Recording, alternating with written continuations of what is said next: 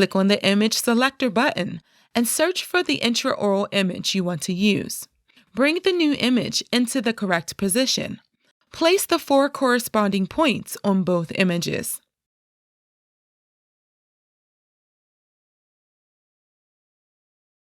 Fine-tune the sync by using the Zoom tool or by adjusting the left or right angulation, and click Done.